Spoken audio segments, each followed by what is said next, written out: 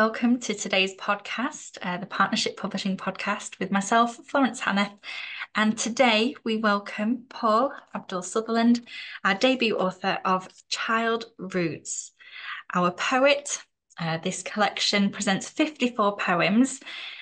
He explores the world of children and by extension, parents and grandparents with a rare sensibility, originality, and frankness.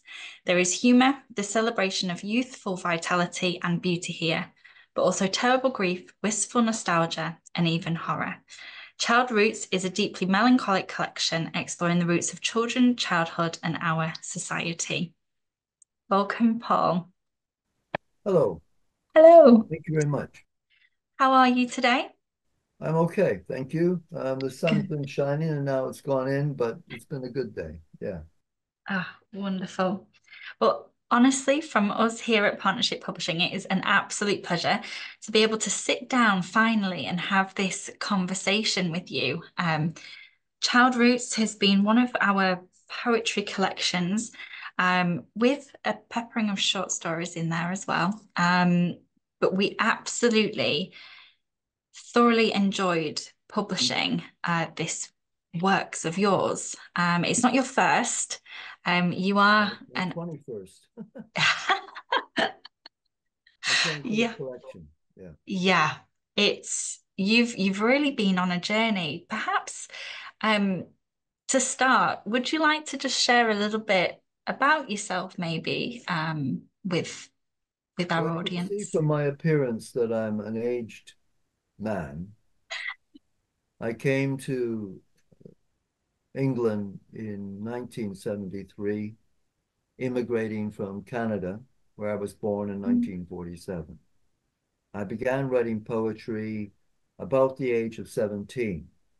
Though I was very much inspired by my grandfather, who recited poetry to me as he worked in his cabinet making workshop.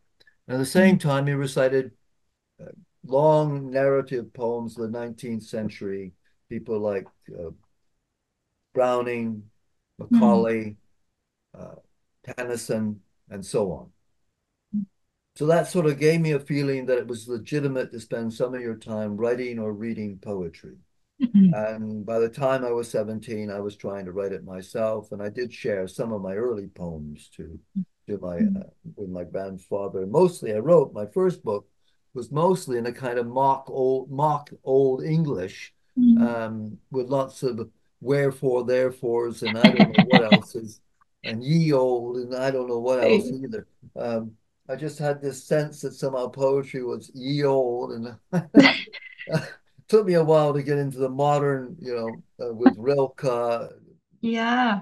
He helped, and British contemporary Mm, poetry. So I went very quickly from my grandfather's influence to thinking can't write in this form.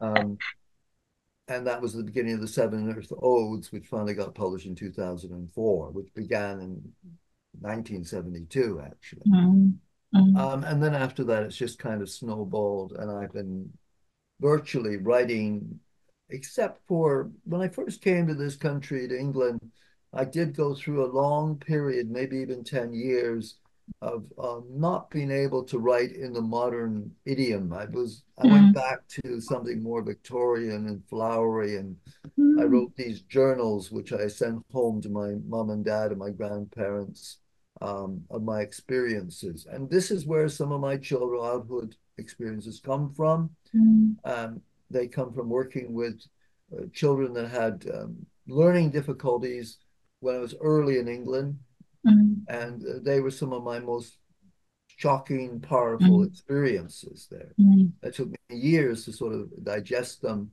Um, but by then I was writing, and then I went to Fair Isle in the North Sea, and I started right there. But when I read what I wrote there, it sounds quite woody. So it was coming mm. back to York, back into England, reading more contemporary poetry that I gradually began to um, understand where my voice and this modern voice would Mm. come from.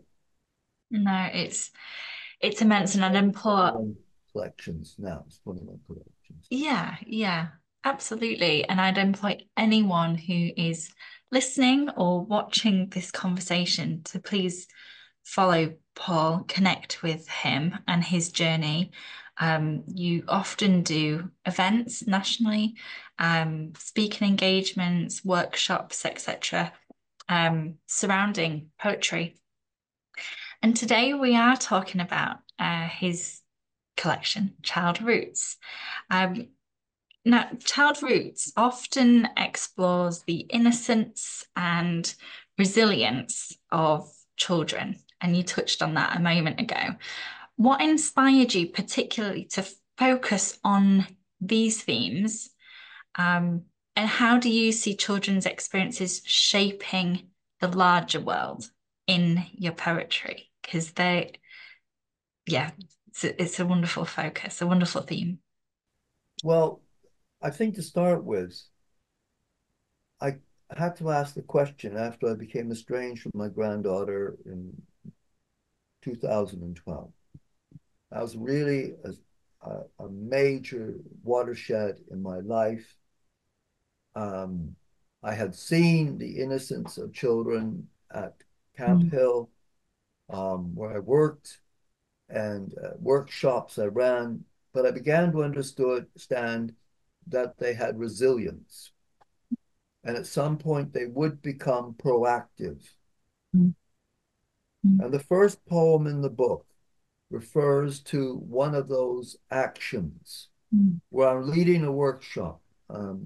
It's called, No. a day trip to a primary school. Mhm. And I'm running a workshop. Um, and there is that air, of course, of innocence, of naivety, of not knowing. Mm, mm, But then this girl says, in the midst of me encouraging them to give words, she says, a horrid cuddle, mm, a mm, horrid cuddle. mm. And that, there, what's happening there is this girl is suggesting that she's being abused. Yeah. Mm, And there's the teachers all around the room, and they don't know this. I get the mm, impression that this is a complete shock to them. mm, mm, This girl has said, I experience a horrid cuddle. mm, And the phrase is so devastating, isn't mm. it? So there's Very. one Yeah. thing is their language, their ability Yeah. to say things that we as adults perhaps, Mm. well, maybe we Wouldn't. do, maybe we don't. But in another poem Mm, among children, I just gather up their words in that mm, poem. And again, it's a workshop. And you think that's one of the ways they resist is through language, through mm, this cleverness of speaking. mm. Um, and they will speak. Given Yeah. the opportunity, they will say things that are quite challenging to the adult world. Mm, mm. Thank you. Mm. And nothing can be more challenging No. than being in a school and having a kid say, I experience a horrid cuddle. Yeah. Yeah. And Because you're able to really focus on these themes based on, I mean, and as you say, to shape the larger world, children, when given a voice and given that opportunity, they will speak and they will speak honestly.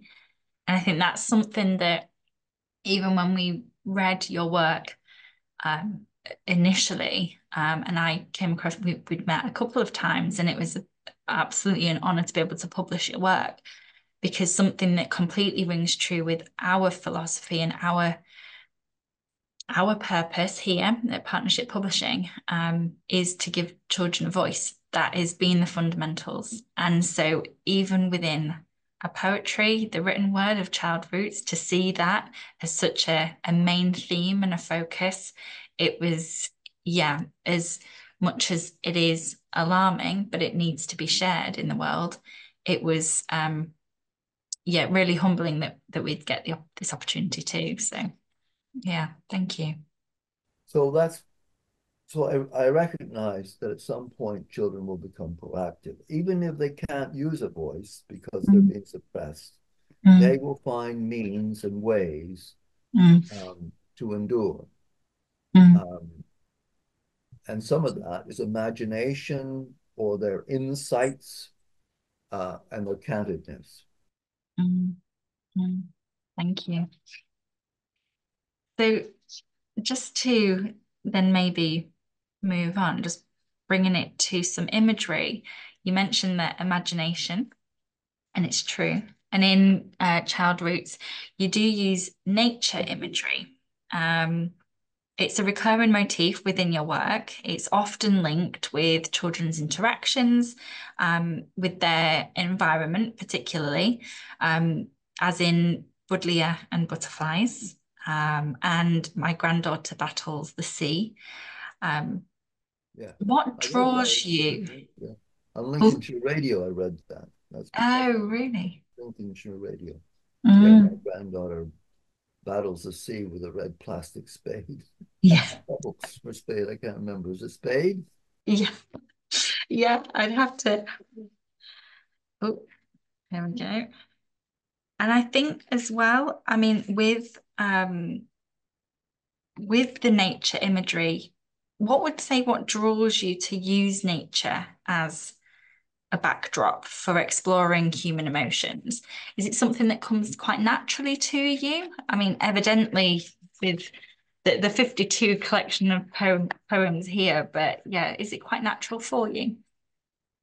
Yes, it's quite natural for me. Um, some people have said, some critics have said that I'm largely a nature poet. I certainly was at first. Mm, That's what drew me to writing poetry, was trying to describe what I experienced of the beauty, the miraculousness mm, of the natural world. mm. And I quickly was aware that children fitted into that setting Yeah, easily, like my granddaughter fighting with the North Sea. Um, yeah. and it seems that, even when I go into my own childhood, which I do with the poem Winter Poem or something it's called like that, where I'm walking out onto the ice and there's this gush of water between the two banks, and Mm, the ice is on both sides. And here I am out there. I don't know where my mm. parents were, but I don't know. Back in those days, in the 50s and 60s, Yeah, I keep reminding myself that parents thought, you go to school, I don't care if you come back. You go to yeah, school. Of course, I yeah, care if you come back, but I'm yeah, not going to drive you to school. I'm not going to be yeah, muddle cuddling you all the way along. I'm yeah, not phoning you every five yeah, minutes either to find out if you got, oh, did your message get through that traffic jam? yeah, Wow. Are you still on your bicycle or are you flattened on the road? yeah. No, no, you were out there much Mm, more, it seems to me. And that's mm. a tragedy of today where Yeah, your kids can't do that. But I technology. believe they probably Mm, do find ways of doing it.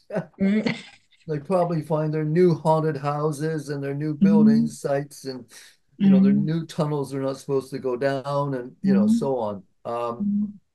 Yeah. And the nature is just part of that challenge, like Mm, climbing a tree. How many girls I've talked to who want to climb a tree? yeah. And that's there with the little poem about Nadia, who's one of those Mm, children I was lucky enough to have and know through mm, mm. their family and watch the way she behaved. And the family trusted me to walk with her. And what did she want to do? She play hide and seek. Even though in the middle of London, she found a park to play hide and seek. Yeah. Um, and then, like I say, climbing trees, Mm, but in my own childhood as well, we lived on the edge of an escarpment in Hamilton, Canada. So it was well wooded and streams and everywhere you yeah. possibly get so muddy, so snowed.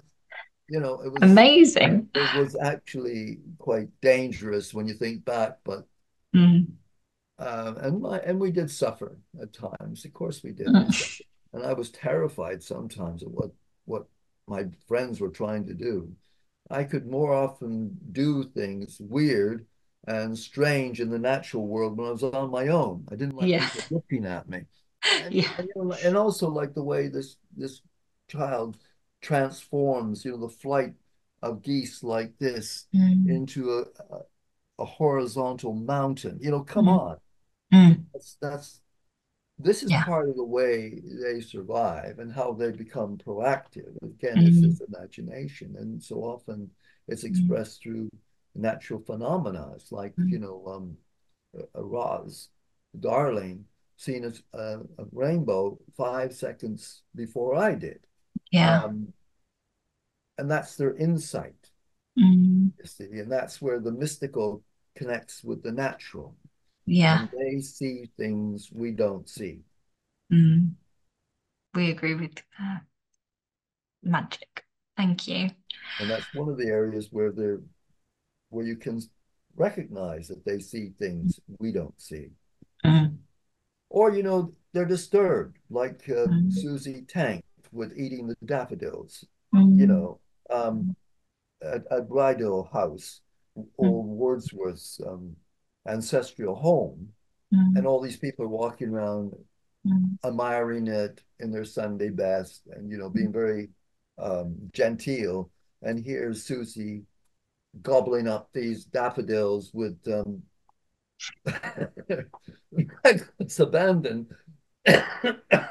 And you see yeah. there another aspect of childhood, just not being held down by the same Yeah. level of self consciousness and everything else. But it was very Mm, difficult for me when I first came to Camp Hill and to working with children which had learning difficulties, because I had such a idealist opinion mm, of children.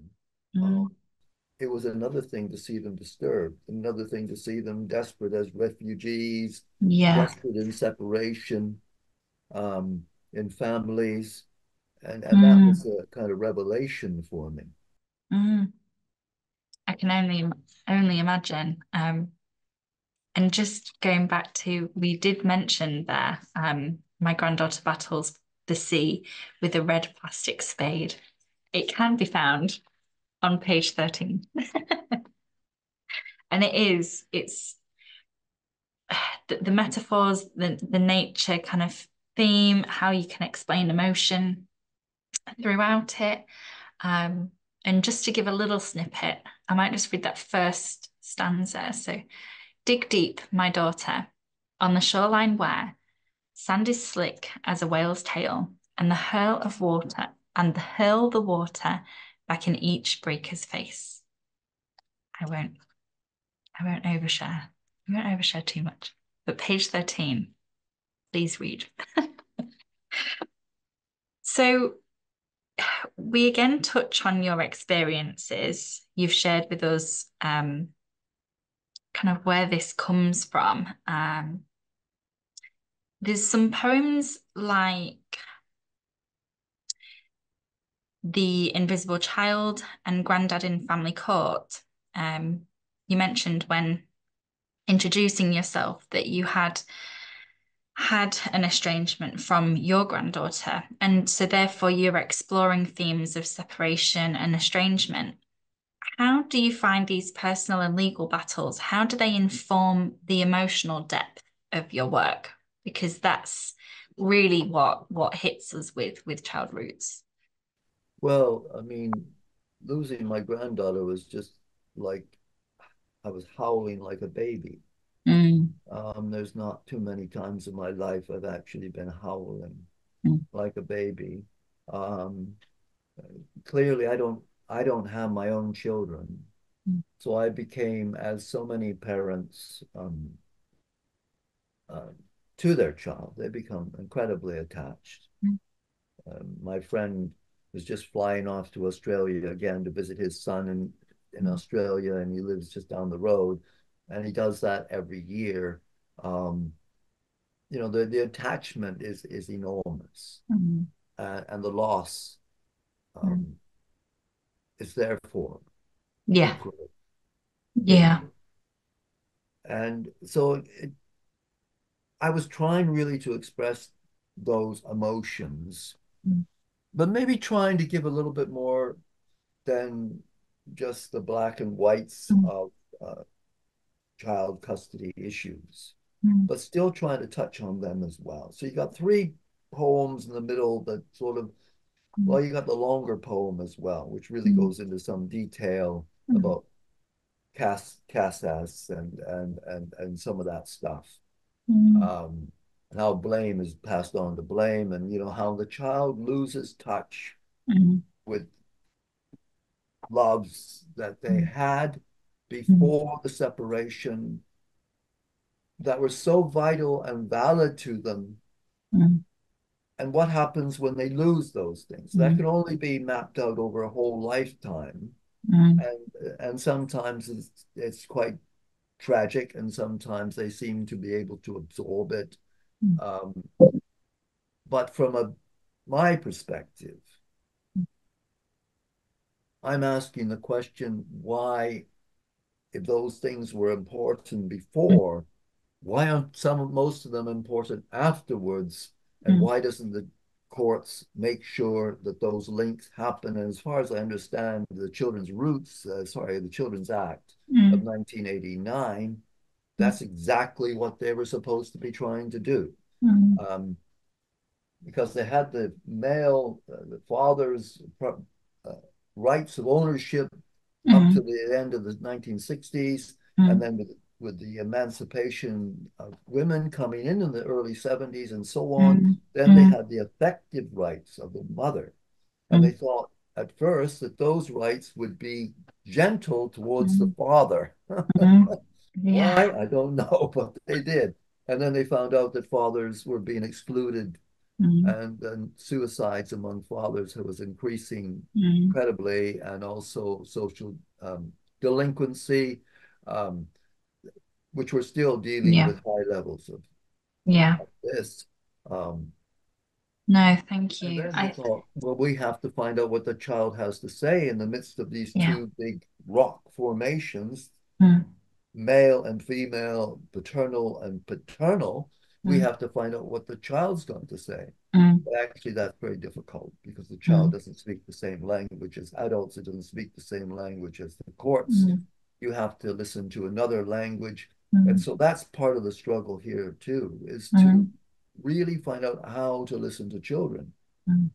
Yeah. Some And judges do it. Some judges actually do listen. My granddaughter was listened to mm, when she was 5 years of age, mm, um, because she's intelligent. So the two main things is either be intelligence or your age. But mm, what mm, happens is so often, and I guess it's to do to some extent with how much the courts are having to be cut back again, uh, with financial restrictions. mm, Can CAFAS do their proper job? Can mm. the courts take the time um, to And I think, investigate these things? How far can they investigate, what's going on? And so the child sort of, again, is mm, my own court experience was that you had a very definite representation of the mother mm, and a definite reputation of the complainant or the person, respondent, whatever mm, the word they used, the one who opposing the primary carer. mm, Um, but the child is in the middle, invisible. That's why I call mm. it the The invisible invisible child, child. because there's no one really representing the child. Once Mm, the magistrates or judge no longer supports or is deflected by the mother's appeal, mm, sometimes the father's appeal, because alienation is now becoming an issue mm, where fathers are saying, I'm being alienated from my mm, child. And again, either it was alienation or too strong a link with the mother, mm. the child's voice is not being Not heard. heard. And And it's this that is, voice, and it's the voice of sanity, in my opinion. It's the yeah. voice of something different, something much more objective, Mm, um, between the father and mother or other mm, relatives. And in our day and age, with so much mobility, it's not surprising, as the different reviews have stated mm, from the mm, government, that grandparents have a vital role to mm, play. mm. You probably saw that in my work right Very from much. the child, Yeah. and that was 2012. Mm, That's only 12 years ago that they actually yeah. put a report out saying, a review saying, we want the courts to spend more time about the interests of the child, the Mm, welfare of the child. So yeah. that book does have that political issue involved.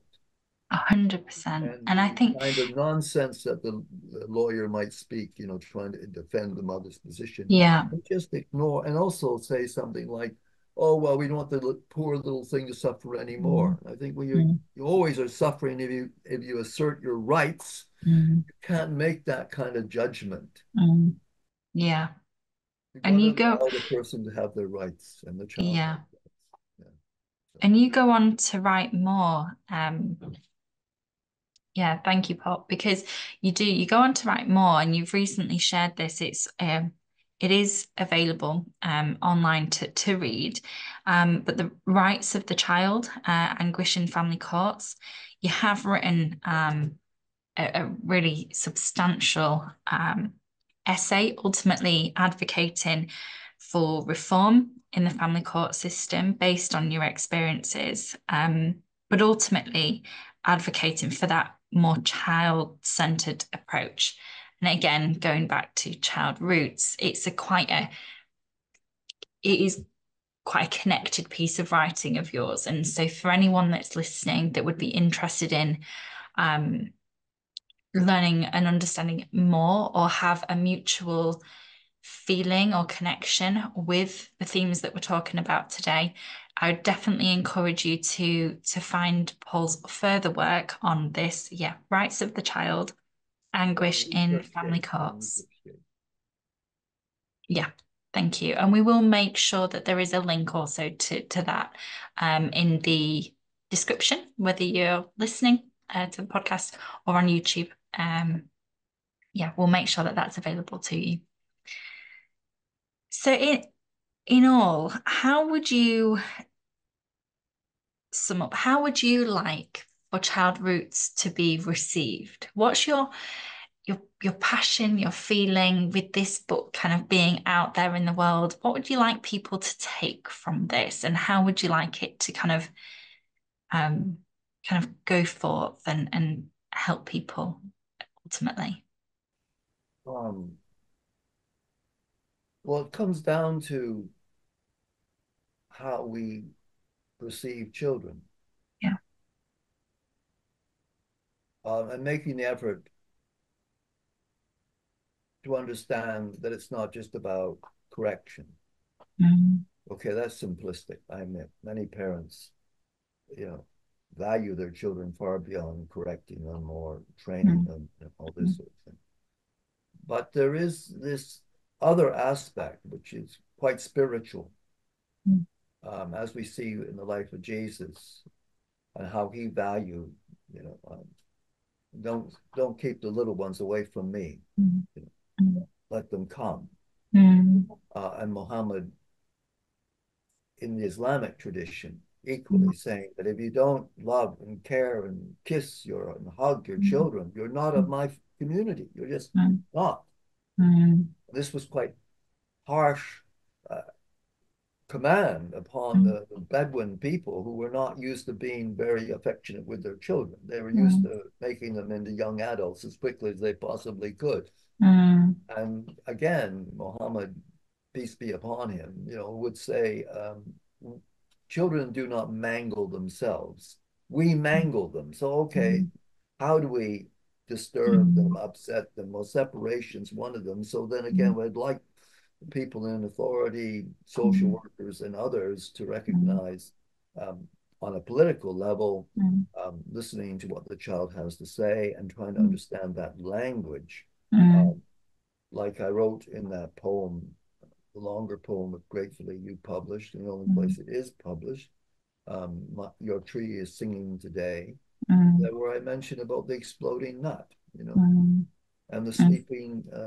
whale and the mm, riderless horse. And I remember a woman speaking to me, a social worker, saying this child drew a picture of a riderless horse. mm, Um, and she was expressing mm, her bereavement, but there was no mm, rider on the horse. mm, mm, And looking at how children communicate. And I don't think this is unheard of amongst psychologists and mm, sociologists and people who are concerned about children. I'm sure they do try to listen, but the book is just another attempt to try to mm, get people to value childhood, mm, to see what they do recognize that sometimes they're not just being bad or mm, wrong or um, mm, misbehaving, they're mm, actually telling you something far mm, more important than you think. mm. Um, and even when they are lying and when they are making up stories, there's a reason for it. That's the Yeah, problem, isn't there? I mean, yeah, when a child says this man has abused me and he hasn't, the courts shouldn't just be leaping on the fact that that he's an abuser. They should be mm, thinking, why is the child mm, saying this? mm, Um, so sometimes it's protest, isn't it? It's protest or mm, children running away. Isn't it amazing that in the mm, United States, an Amber report says that of the 100% of children that are not accounted for, mm. 92 of them they classify as endangered runaways. Children that have chosen to run Run away, away.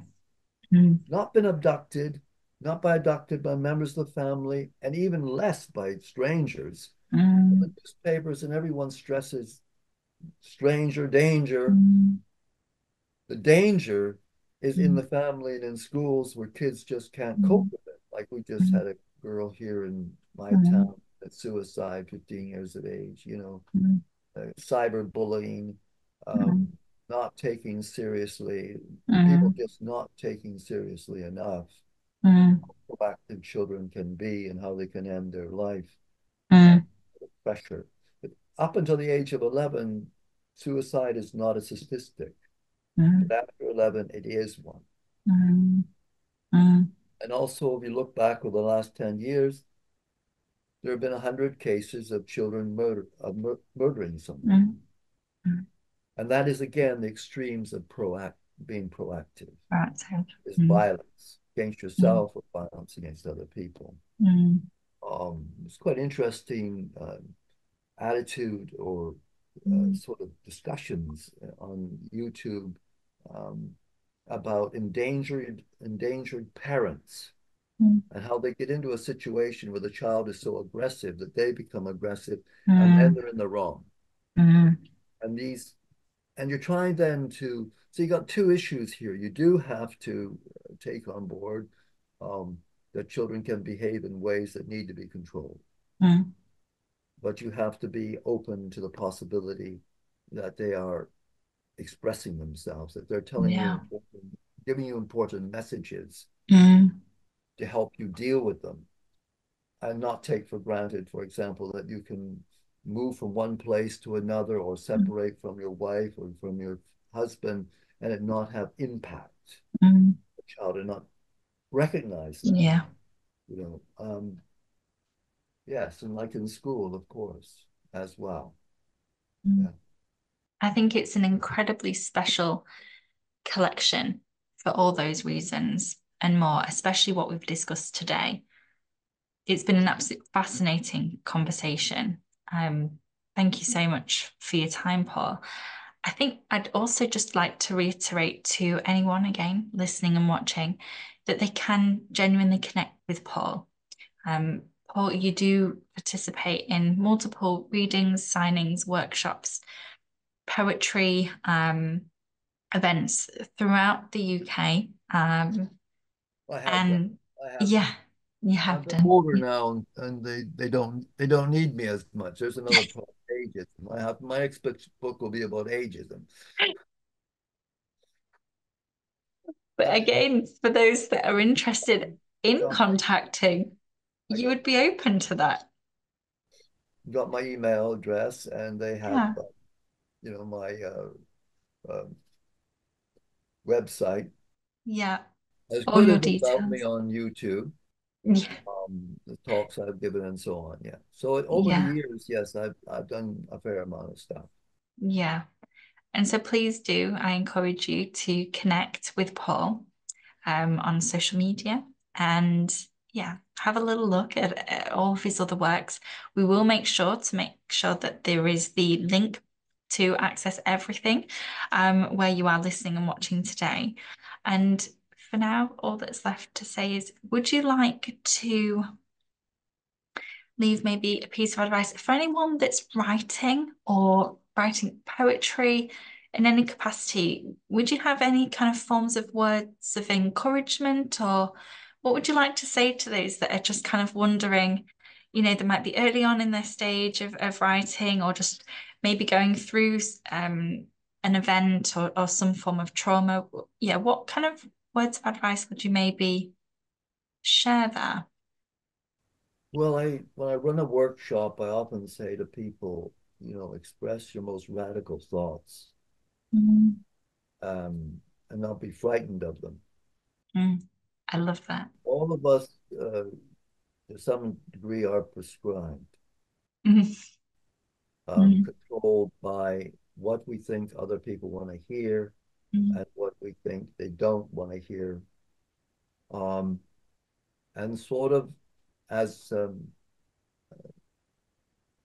Ted mm. Hughes once said, you have to outwit the inner policeman. Love And that. you do. You have to outwit the inner policeman. He's telling you, no, you can't say that. It's already been said. It was said better 100 years ago. You Mm, don't need to tell us again. You need to believe that you have a unique voice. mm, mm, And you do. mm. And Thank you have you. the potential of expressing that voice through words. Mm, And it's a joy when you see those words come.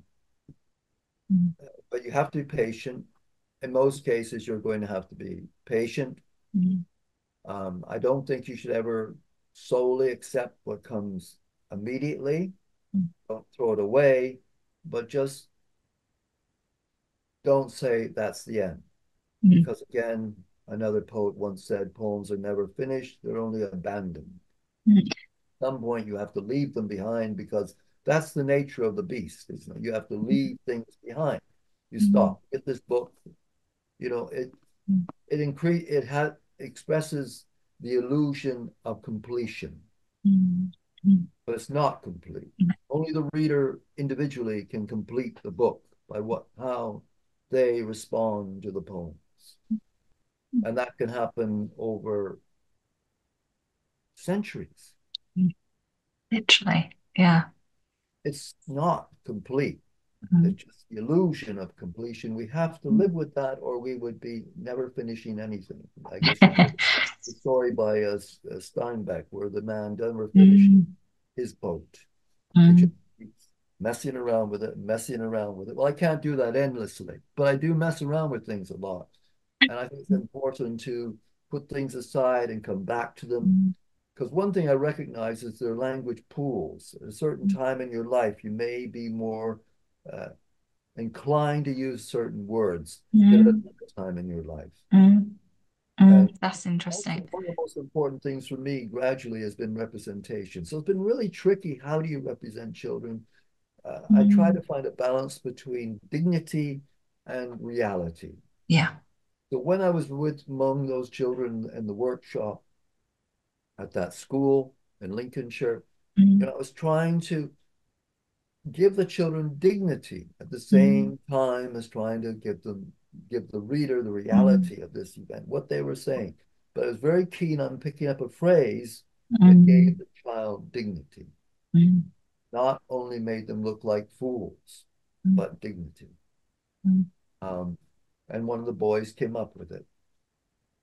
And I just Amazing. filtered in things to make people feel that this is pretty interesting that a boy would be competing about Yeah. whose hand the red Admiral Butterfly landed on first. Yeah.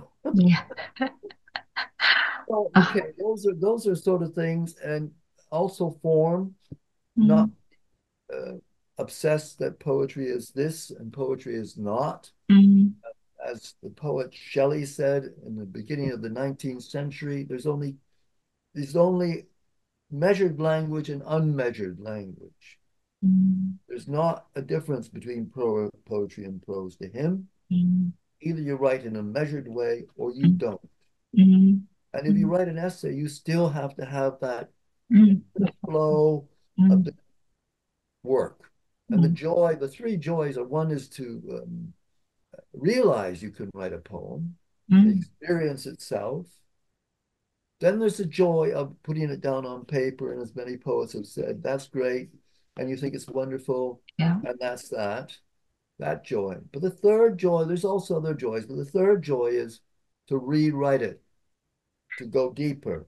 And that creates a sense of layers and also maybe is what creates depth. I don't know. It's a bit Mm, tricky, but these mm, rewritings seem to alter the kind of chemistry of the poem. And then there's the joy of presenting it to mm. others and having them read it and Yeah.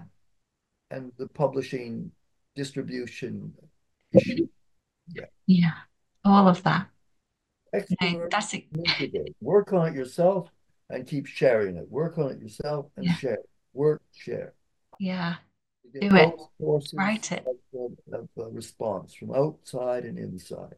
Mm, mm. Thank you so, so much, Paul. Thank you so much for your time. Thank you so much for your words and your sharing and your insights. And yeah, for those that haven't already, please purchase Child Roots. It is available now. And yeah, you will not, yeah, you will not regret it. It's a wonderful collection, very eye-opening and insightful. Yeah, please do. Thank you so much for your time, and I'm sure we'll speak again at some point in the near future. Thanks ever so much, Paul. Thank you. Thank you.